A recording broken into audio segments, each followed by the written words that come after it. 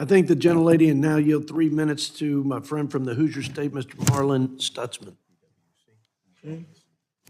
Thank you, Mr. Chairman, and thank you to your leadership on what you've been bringing us to this point. And I've just been working through a couple things here. And, you know, I hear the other side saying that these are tax cuts for the billionaires and the rich. Well, if you go to pages around 759, you got no tax on tips. You know how many people we have in our districts that work hard every weekend? It's maybe a part-time job. They may make $200 a weekend. They don't have to pay taxes on that. That's going to be a huge boost to their family budget. No tax on overtime. Again, we're giving credit to those people who are willing to go out and work the extra hours to make ends meet.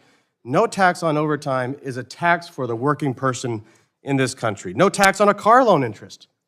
I mean, there's a lot of tax cuts for everyday Americans, and the other side just wants to keep talking like it's only for billionaires. I'll guarantee you there's a lot more voters who are everyday Americans than there are billionaires. This isn't, you know, obviously it's not a perfect bill. In fact, some of us on this side would have gone a lot further. We've got concerns about some of the reforms that we didn't make and had the opportunity, but this bill does make significant progress in protecting the life of the unborn. In this bill, no federal dollars will be used to support abortion practices and services at so-called community health providers like Planned Parenthood. The fundamental right to life for the unborn should be protected, and I'm glad to see consensus across the board to have this provision included. Many states, I want to go back to Medicaid, many states use Medicaid, a program that is intended to serve the most vulnerable as a way to launder federal funds at their disposal. Federal spending on California's Medicaid program exceeds the entirety of Florida's entire state budget. Think about that. California's Medicaid program is larger than Florida's entire state budget. In 2025, the federal government will spend almost $190 billion on Medicaid just in California and California and New York alone.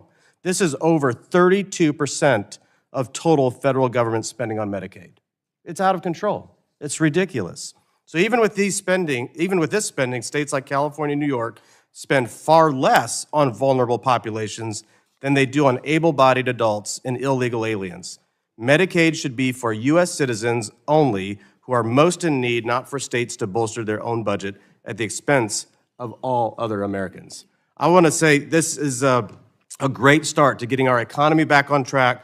Watching President Trump travel around the world, bringing back trillions of dollars of investment to America is going to spur our economy. Letting Americans keep more of their own hard-earned tax dollars is going to make a big difference, and I'm glad to support this bill. I'll yield back. I think